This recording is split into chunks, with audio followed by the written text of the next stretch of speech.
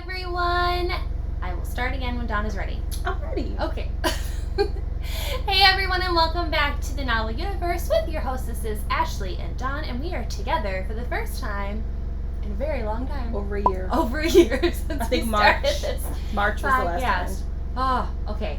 So for today we are talking about The Midnight Library by Matthew Haig. It has been a huge book in the book world, Mm-hmm. like massive. It won Goodreads choice fiction, right? I don't trust Choice Goodreads fiction. though. Just because Goodreads says it's good, don't mean it's good.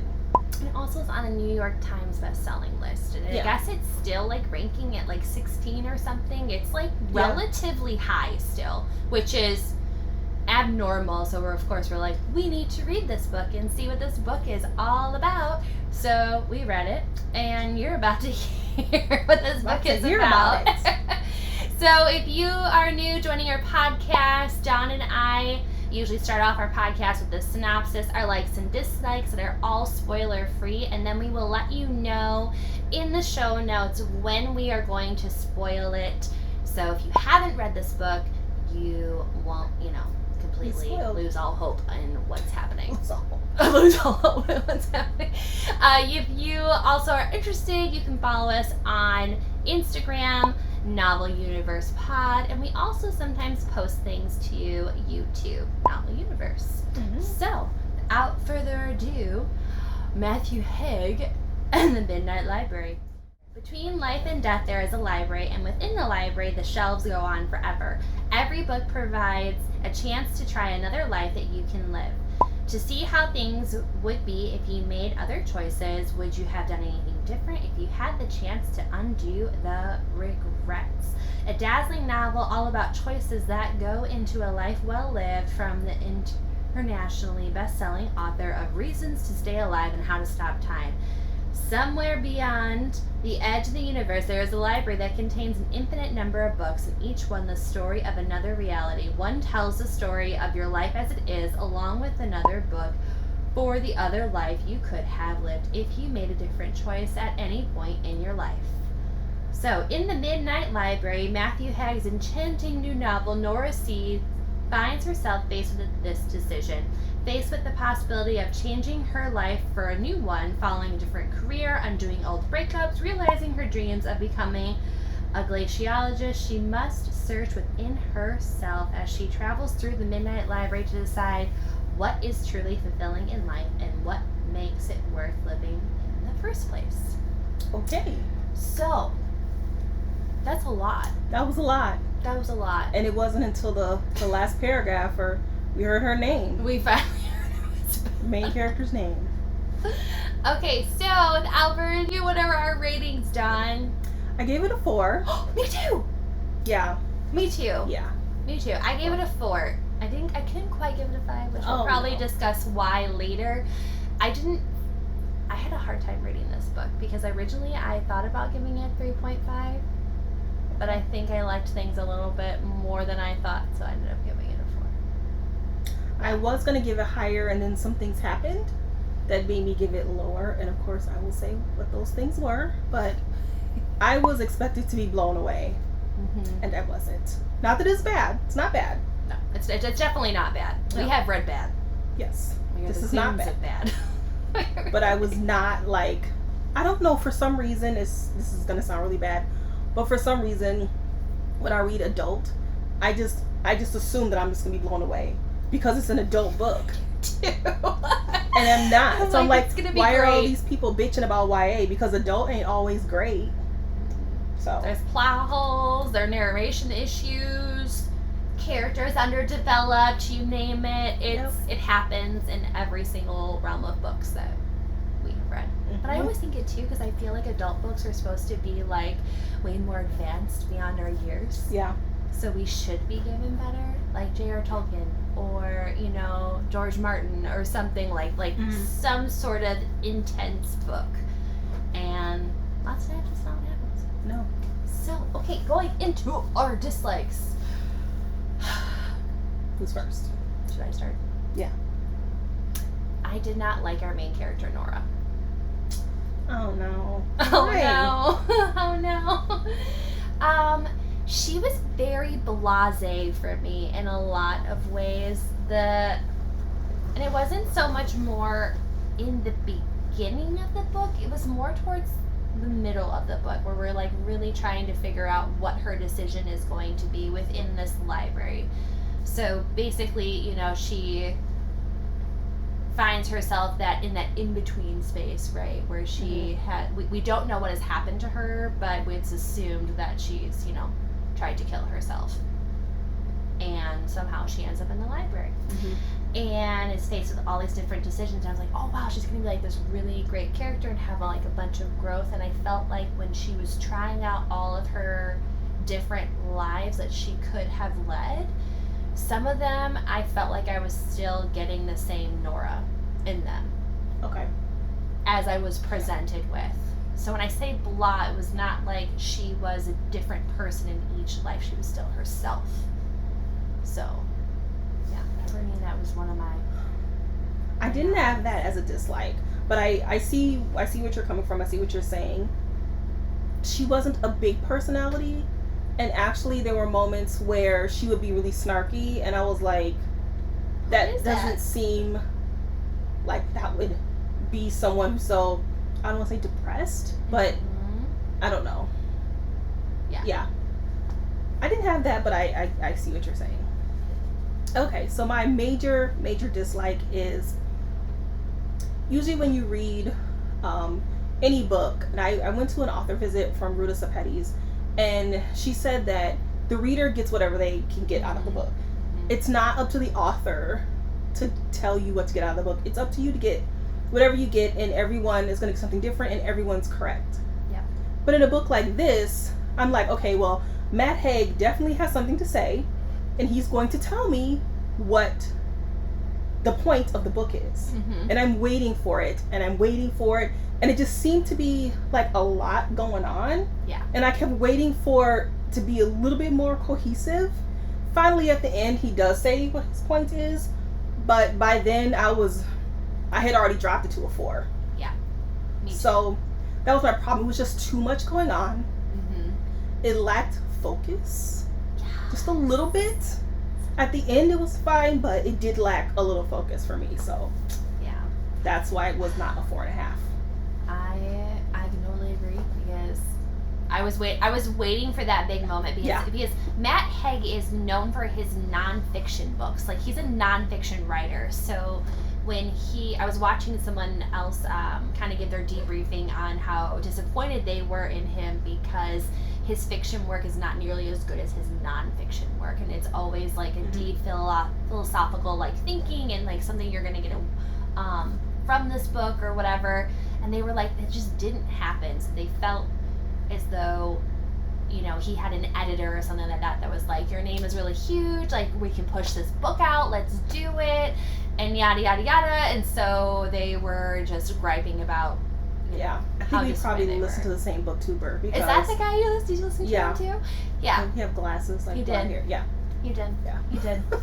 I was like, interesting. Like, but I could almost agree with him, even though I haven't read any of Matt's other books. I could see where he was coming from, because some of my issues with the book resonated with some of the things that he had to say. And they're not like really big things. No, they're not. Like, I only have 3 dislikes, which is a first for Dawn, because usually my dislikes is a page and a half. That's very true. That's very true. No, mine are right here. It's just right here. It's okay. Yeah, we have 3. It's okay.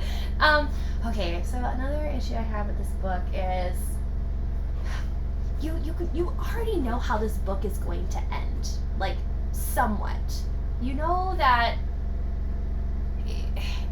it's very clear once we start going into the library house and things are going to fall in place, and it's all about the journey to get there all along, you know, the route that we take. So that part I was kind of like,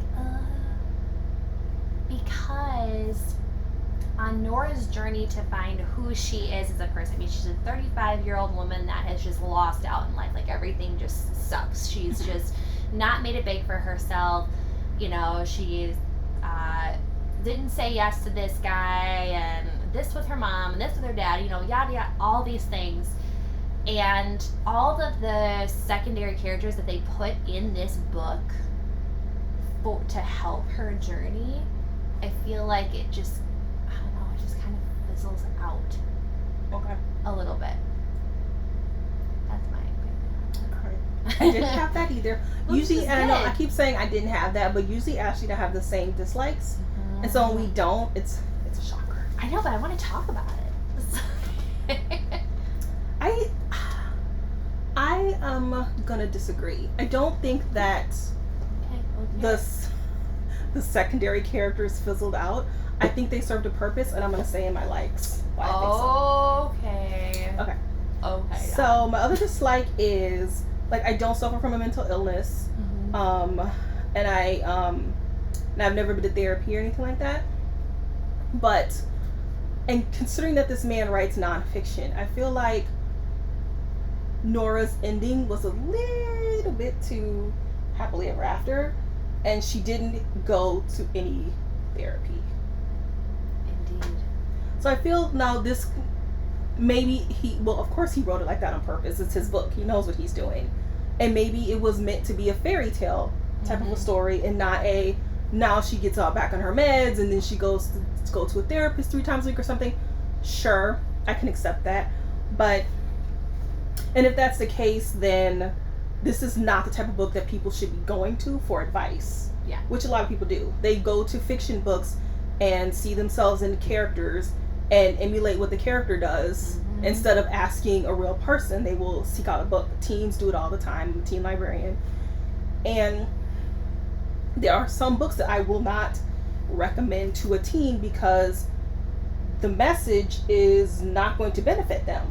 It's just a fairy tale message. It's not especially when the topic is like sexual assault, and the main character just like finds the sexual assaulter, and then everyone's happily ever. It's like, no, I'm not going to give that book to a teen. And if I do, I'm going to be like, you know, this ending is not.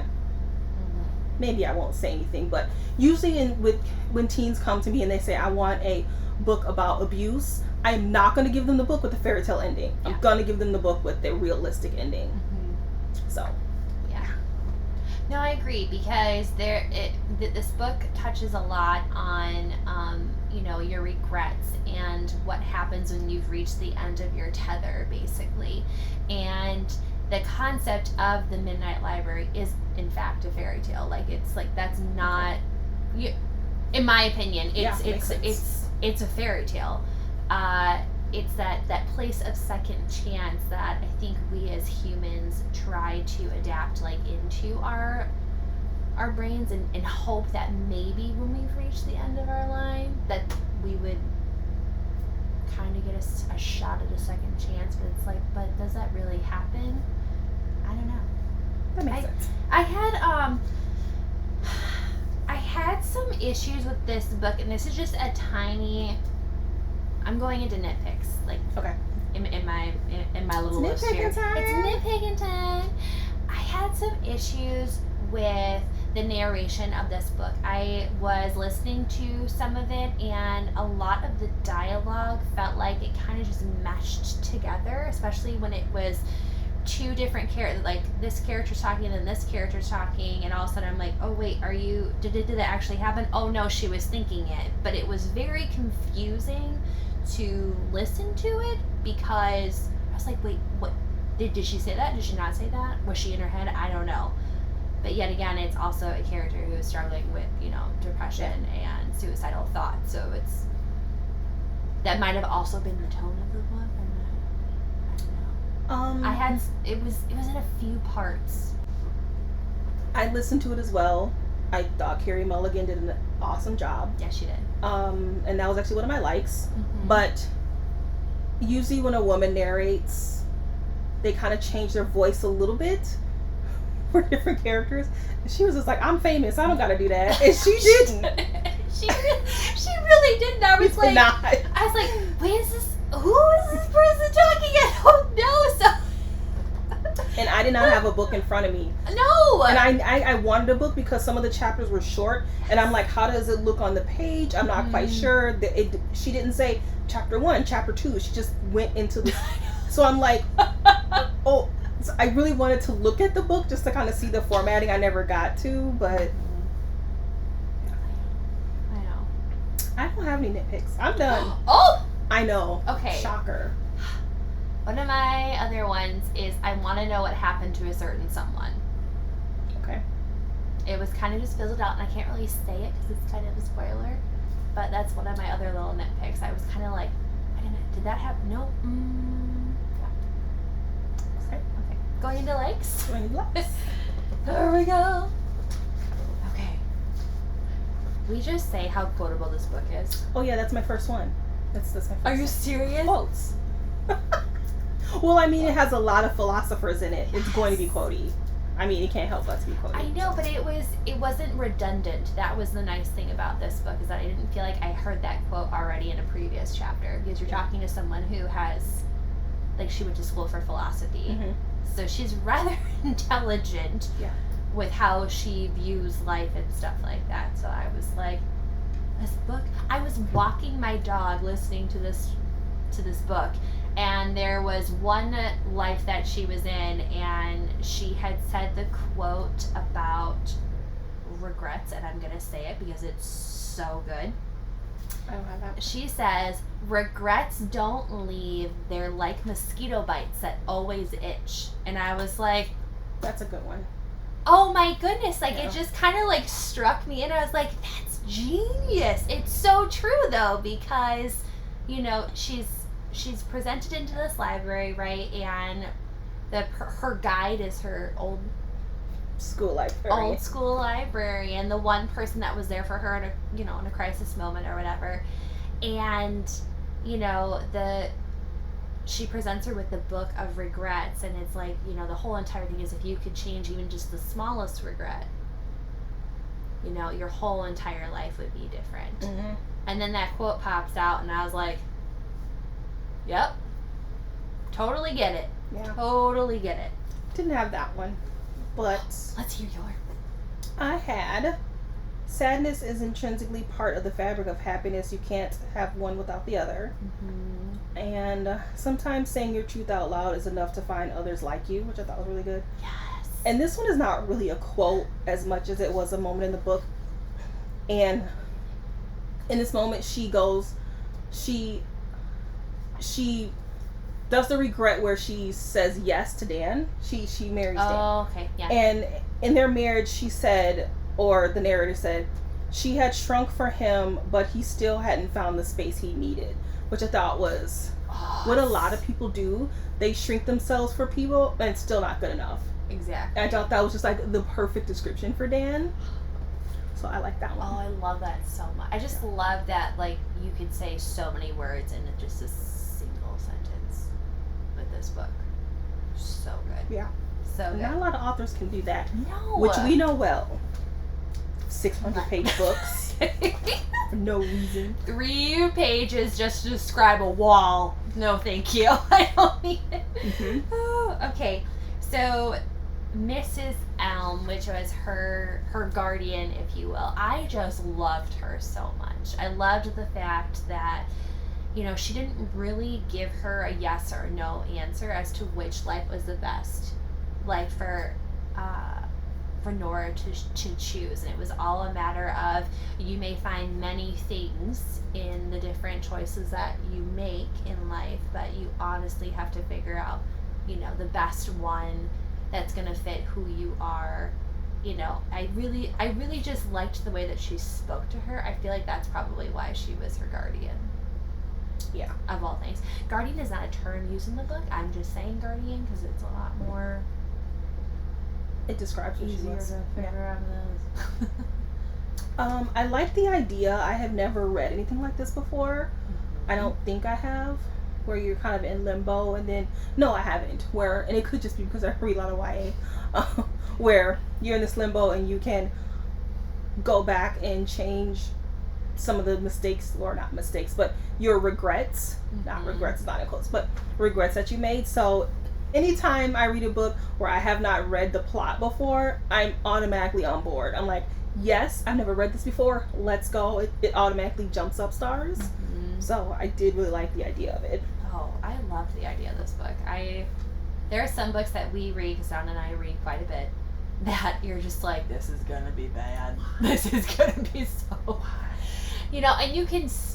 I feel like if a story doesn't grab you in the first 30 pages, 50 pages is kind of like my next mark, and then if we've reached 100, it's like, I was gonna say good. The first 30 pages of the book were depressing, but the fact that it starts off with 9 days before I die or before I kill myself, I was like, oh wow, okay. Or so that, oh yeah, sorry, whatever she said, 9 days or whatever the day was, immediately she's going to kill herself. Mm-hmm. And then as you read, you're like, wow, this woman's life sucks.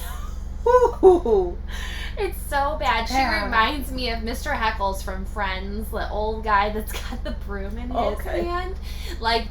These are all of my qualms with the world, and it all sucks, and there you go. Mind you, he doesn't just kill, he doesn't kill himself. But anyway, yeah, I really liked this book because I was automatically transformed into a different world. And Dawn and I read a lot of fantasy related. We read a lot of YA books, and it was kind of nice just to be immersed in London, England area. It's a real place that she was in. Yeah.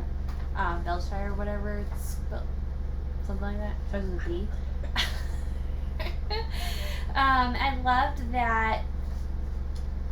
I love that we got to see different lives that Nora could choose. The good, the bad, and the ugly, style of lives. Mm-hmm. And, all the things that you wish for if you had a second chance in life and how it would play out. Because I think the whole entire premise of this book, or at least one of them, is that one decision affects a chain reaction into every single thing that you do in your life. So you might decide, well, I'm going to go to McDonald's today instead of Burger King, and that choice right there automatically sends you down a different path. So it was these endless possibilities of how she could lead her life. And I really liked that. It wasn't just if you would have done this, then this would have happened. Yeah, I had that too. But I liked how they kind of used chess as a metaphor, mm-hmm. and that she kept feeling like a pawn, Nora kept feeling like a pawn, but Mrs. what was her name, Elm, mm-hmm. told her that pawns are powerful because there are so many possibilities and moves that pawns can make in a game, and it can affect the outcome of the game.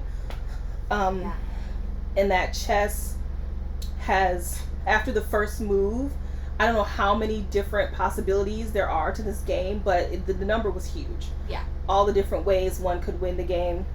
Mm-hmm. And then she also said that, I don't know if it was Mrs. Elm, but she said that you can learn how to play chess, but you'll never master it. No one masters it, mm-hmm. meaning you can't master life. Yeah. So I did like the chess metaphor. There were lots of metaphors in this book. It was nothing like I've read before, which I really enjoyed that about this book. So that's all I had for my likes without spoiling anything. I did like when she had this huge book of regrets and she's just listing all of these regrets and it's just weighing her down. That really did. I'm driving the car and I'm like, God, just listening to her list on and on, it weighed me down as the reader. And I like about this book, once again, you read a lot of YA, it's relatable but not so much as an adult. Mm-hmm. I can relate to YA when I was a teenager, most of the time. But for this book, as an adult who has regrets, and to listen to not just some fictional princess trying to save the land, but an actual woman who has regrets, I have regrets, and just how regrets affect your life. It made me think about my life, mm-hmm. whereas YA fantasy doesn't really do that. And it's just so mm-hmm. different for us, who Ashley said we read, I would say 90% of what we read is YA fantasy. Yeah, we're definitely branching out now. Yeah. We're branching out. So this was just so different for me, and I was just like, I don't know how I feel about this. I'm not ready. Like, I didn't read the synopsis for this book. I didn't know what it was about. Me neither. And I'm like, oh God, I'm not ready for this book. This is too heavy for me. I know that one. There's one scene that she's like presented in, and you're just like, oh my goodness! If you were to sit in your own mind and go through and list out everything that you wish you wouldn't have done, oh my goodness! You want to talk about depression and anxiety? Like, Yeah. you could get a panic attack just thinking about it. I feel like. Yeah. And some of the life choices are even like small. So like one choice would be, if I had not applied for the library, I would have never met Alyssa or Elise, and we would not be sitting here because I would not have met you Oh yeah. through them and through book club. Just that one decision. If I had not applied for a part-time job at the library, I wouldn't know Ashley. So just like tiny decisions you make in your life, and that's what this book does. It just really makes you look at your life and all the decisions you made and all the things that occurred because of the decisions and all the regrets you made, and what if I could go back and do something about those regrets. Based on this book, I don't want to, but but what if I could? You don't want to, almost, because Yeah. it's just like we said, like that one decision alters everything. I think about like with my one regret, like if I wouldn't have gotten married at the age that I did, my dad wouldn't have been able to see me walk down the aisle.